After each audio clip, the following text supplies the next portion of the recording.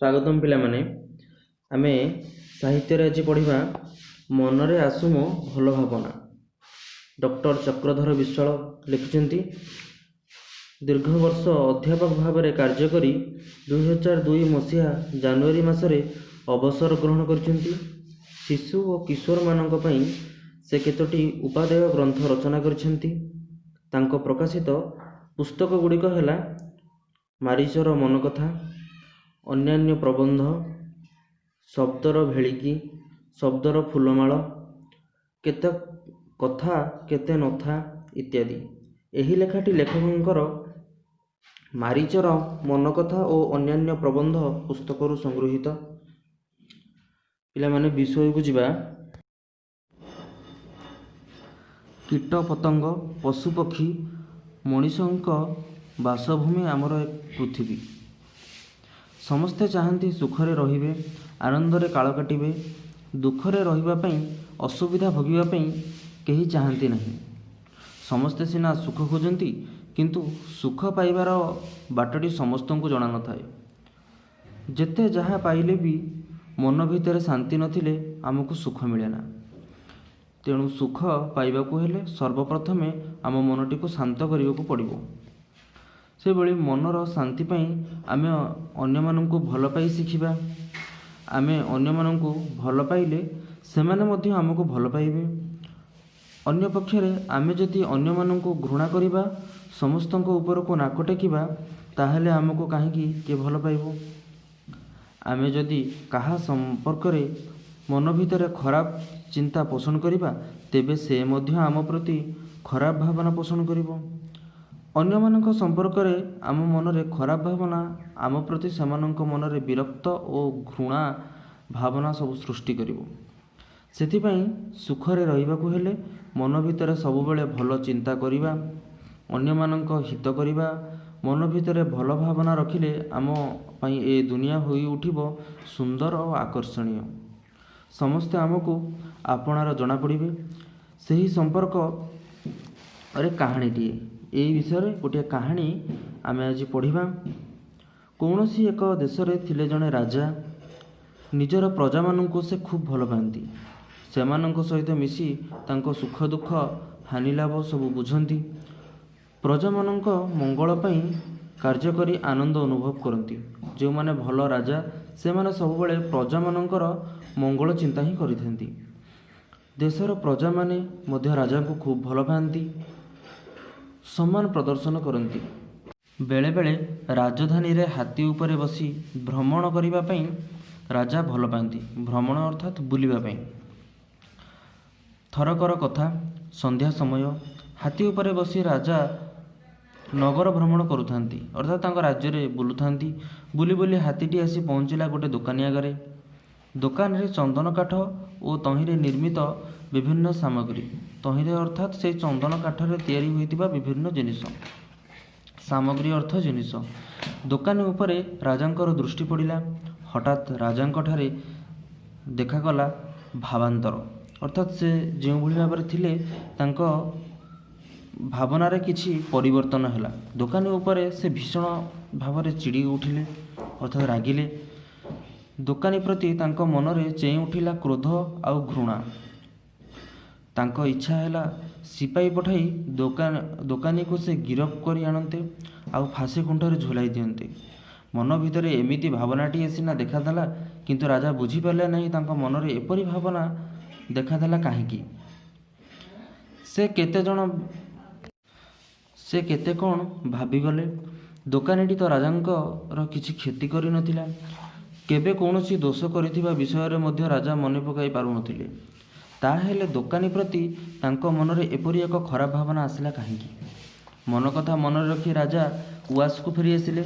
उआस अर्थात राजप्रसाद, राजा जोठी रहंती।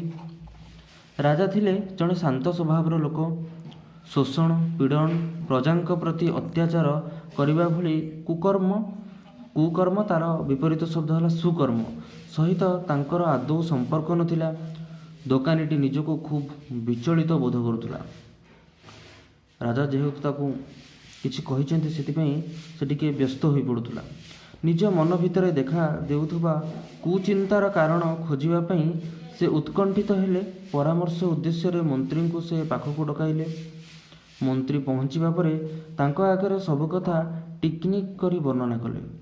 କୌଣସି ଦୋଷ ଘଟିନଥିବା ସେହି ଦୋକାନୀଟି ସମ୍ପର୍କରେ ତାଙ୍କ ମନରେ ଏପରି ଭାବନା ଆସିଲା କାହିଁକି? ସେହିପରି ହେଉ ପଛକେ ଏହାର କାରଣ ଅନୁସନ୍ଧାନ କରି ବାହାର କରିବା ପାଇଁ ମନ୍ତ୍ରୀଙ୍କୁ ରାଜା ଅନୁରୋଧ ଜଣାଇଲେ। ତା ପରଦିନ ସନ୍ଧ୍ୟାବେଳେ ମନ୍ତ୍ରୀ ଯାଇ ପହଞ୍ଚିଲେ ଚନ୍ଦନ କାଠ ବିକ୍ରେତା ସେହି ଦୋକାନୀ ପାଖରେ। ଦୋକାନୀ ଥିଲେ ମନ୍ତ୍ରୀଙ୍କର ଜଣେ ବନ୍ଧୁ। ଅନେକ ଦିନ ହେଲା ଦୁଇ ବନ୍ଧୁଙ୍କର ଦେଖା ସାକ୍ଷାତ ହୋଇନଥିଲା। ମନ୍ତ୍ରୀଙ୍କୁ ଦେଖି ଦୋକାନୀ ଜଣକ ଖୁବ୍ ଖୁସି ହୋଇଗଲେ। ବିଭିନ୍ନ ବିଷୟରେ ଦୁହେଁ ଗପସପ ଆରମ୍ଭ କଲେ। ଏବେ ବ୍ୟବସାୟ କିପରି ଚାଲିଛି ବୋଲି ମନ୍ତ୍ରୀ ତାଙ୍କୁ ପଚାରିଲେ। ଦୋକାନୀ ସେଇଠୁ କହିଲେ, କ'ଣ କରିବି ଭାଇ, ବ୍ୟବସାୟ ଏବେ ମୋର ବହୁତ ମାନ୍ଦା। କିଛି ଦିନ ଆଗରୁ ଚନ୍ଦନ କାଠ ଭାଇ ବହୁତ ବେପାର କମିଯାଇଛି, ତା'ର ଭାଉ ମଧ୍ୟ କମିଛି। ଆଗକୁ ଦର ବଢ଼ିବ ବୋଲି ଆଶା କରି ମୁଁ ବହୁତ ଚନ୍ଦନ କାଠ କିଣି ପକାଇଲି, କିନ୍ତୁ ଏବେ ଚନ୍ଦନ କାଠର ଚାହିଦା ଆଉ ନାହିଁ। କେହି କିଣିବା ପାଇଁ ଚାହୁଁନାହାନ୍ତି, ଦର ମଧ୍ୟ କମିଯାଇଛି। ଦୋକାନରେ ମାଲ ଭର୍ତ୍ତି ହୋଇଛି, ଅଥଚ କିଣିବାକୁ ଲୋକ ନାହାନ୍ତି। ବ୍ୟବସାୟରେ ଖଟାଇଥିବା ଟଙ୍କା ମୋ ହାତକୁ ଫେରି ପାଉନାହିଁ। ସେଥିପାଇଁ ମନରେ ବହୁତ ଚିନ୍ତା। ବନ୍ଧୁଙ୍କର କଥାକୁ ମନ ଦେଇ ଶୁଣୁଥିଲେ ମନ୍ତ୍ରୀ। ଦୋକାନୀଙ୍କ ସମସ୍ୟାକୁ ବୁଝୁଥିଲେ। ତାଙ୍କୁ ଆଶ୍ୱାସନା ଦେବାକୁ ଯାଇ ସେ କହିଲେ, ହଁ ଭାଇ, ବ୍ୟବସାୟରେ ଉଠା ପକା ଥାଏ, ଅର୍ଥାତ୍ ବ୍ୟବସାୟରେ କେତେବେଳେ ଲାଭ ହୁଏ ତ କେତେବେଳେ କ୍ଷତି ମଧ୍ୟ ହୋଇଥାଏ। ସବୁଦିନ ବି ସମାନ ଯାଏ ନା। ଯାହା ହେଲେ ବି ତୁମକୁ କିଛି ଦିନ ପାଇଁ ଧୈର୍ଯ୍ୟ ଧରିବାକୁ ହେବ। ଅସୁବିଧା ନହେଲେ ସୁବିଧାର ସ୍ୱାଦ ଚାଖି ହୁଅନ୍ତା ନାହିଁ। ଅସୁବିଧା ଥିଲେ ସୁବିଧା ଅଛି। ସମସ୍ତଙ୍କ ଭାଗ୍ୟରେ ମଧ୍ୟ ସୁଖ ନଥାଏ। କିଛି ସମୟ ଚୁପ୍ ରହି ଟିକିଏ ଗମ୍ଭୀର ଭାବରେ ଦୋକାନୀ କହିଲେ, ସବୁ ସମସ୍ୟାର ସମାଧାନ ଅବଶ୍ୟ ଅଛି। କେବଳ ଗୋଟେ ଘଟଣା ଘଟିଗଲେ ନିଜ ସମସ୍ୟାରୁ ମୁଁ ତତ୍କ୍ଷଣାତ୍ ମୁକ୍ତି ପାଇଯାଆନ୍ତି ବୋଲି ଭାବୁଥିଲି। କ'ଣ ସେ ଘଟଣା? ନା, ଦୋକାନୀଙ୍କ ମୁହଁରୁ ଏତକ ଶୁଣି ମନ୍ତ୍ରୀ ଉତ୍ସୁକତା ବଢ଼ିଲା। ମନ୍ତ୍ରୀଙ୍କର ଉତ୍ସୁକତା ସେ ବିଷୟରେ ଜାଣିବା ପାଇଁ ଆଗ୍ରହ ପ୍ରକାଶ କରି ସେ ପଚାରିଲେ, ସତେ ନା କ'ଣ? କହିଲ ଦେଖି, କେଉଁ ଘଟଣା ଘଟିଲେ ତୁମ ସମସ୍ୟା ମୁକ୍ତ ହୋଇଯିବ ବୋଲି ଭାବୁଥିଲ? ଦୋକାନୀ ଜଣକ ଟିକେ ହାରିଗଲା ଭଳି ଢଙ୍ଗରେ ଧୀର ସ୍ୱରରେ କହିଲେ, ମୁଁ ଭାବୁଥିଲି କ'ଣ କି, ଆମ ରାଜ୍ୟର ରାଜା ହଠାତ୍ କାଳ ହୋଇଯାଆନ୍ତା ରାଜାଙ୍କର, ଅର୍ଥାତ୍ ସେ ମୃତ୍ୟୁ ମୁଖରେ ପଡ଼ନ୍ତେ ବା ମରିଯାଆନ୍ତେ, ତେବେ ମୋ ସମସ୍ୟାର ସବୁ ସମାଧାନ ହୋଇଯାଆନ୍ତା। ମନ୍ତ୍ରୀ ପଚାରିଲେ, କିପରି? ରାଜାଙ୍କର କାଳ ହେବା ସହିତ ଏ ଘଟଣାର କି ସମ୍ପର୍କ ଅଛି? ଦୋକାନୀ କହିଲେ, ହଁ ବନ୍ଧୁ, ସମ୍ପର୍କ ଅଛି। ରାଜାଙ୍କର ମୃତ୍ୟୁ ଘଟିଲେ ତାଙ୍କ ଶବଦାହ ପାଇଁ କାଠର ଆବଶ୍ୟକ ହୁଅନ୍ତା। ମୋ ଦୋକାନ ବ୍ୟତୀତ ଏତେ ପରିମାଣର ଚନ୍ଦନ କାଠ ଆଉ କେଉଁଠି ମିଳିବ? ସେ ମଉକା ମୋ ଦୋକାନରେ ଥିବା ସବୁ ଚନ୍ଦନ କାଠ ବିକ୍ରି ହୋଇଯାଆନ୍ତା, ଆଉ ମୁଁ ଚିନ୍ତାରୁ ମୁକ୍ତି ପାଇଯାଆନ୍ତି। ଦୋକାନୀର କଥା ଶୁଣି ମନ୍ତ୍ରୀ ସବୁ ବୁଝିପାରିଲେ।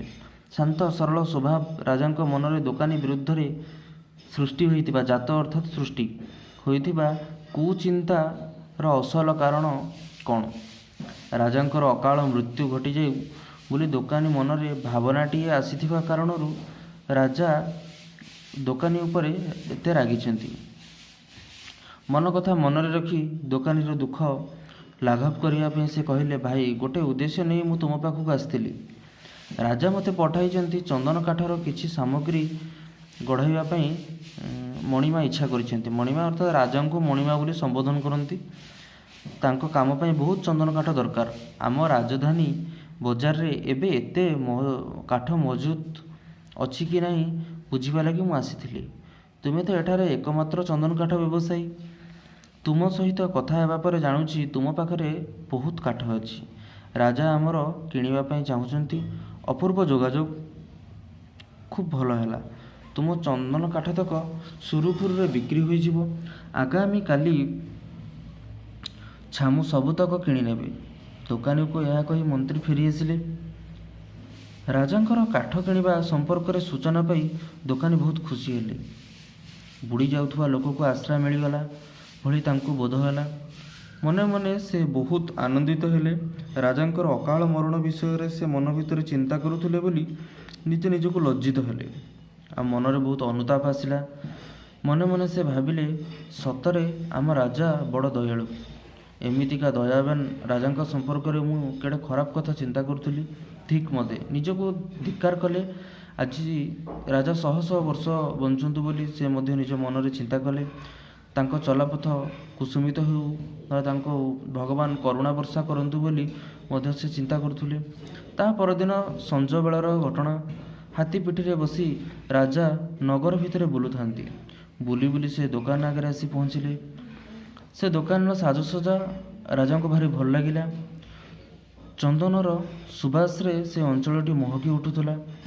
ଦୋକାନ ଭିତରେ ଗରାଖ ଅର୍ଥାତ୍ ଯେଉଁମାନେ ଜିନିଷ କିଣିବା ପାଇଁ ଆସନ୍ତି ତାଙ୍କୁ ଗରାଖ ବୋଲି କହନ୍ତି ସହିତ ଦୋକାନୀଟି ହସି ହସି କଥାବାର୍ତ୍ତା କରୁଥିଲା।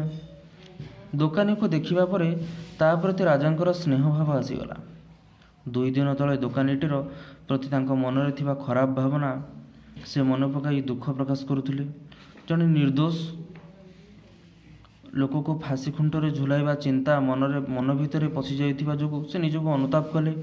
ଭଗବାନଙ୍କ ନିକଟରେ ସେଥିପାଇଁ ସେ କ୍ଷମା ମାଗୁଥିଲେ। ରାଜା ଏପରି ଭାବୁଥିବା ବେଳେ ଦୋକାନୀଟି ତାଙ୍କୁ ଦେଖିପାରିଥିଲେ।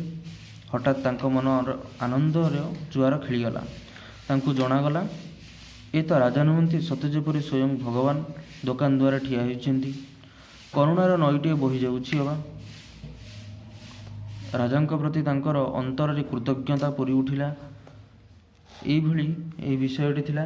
ପିଲାମାନେ ଏ ବିଷୟର ପ୍ରଶ୍ନ ଉତ୍ତର କରି ମୋ ହ୍ୱାଟ୍ସଆପ୍ ନମ୍ବର 8093668706 ଏହି ନମ୍ବରରେ ପଠାଇବ। ଧନ୍ୟବାଦ।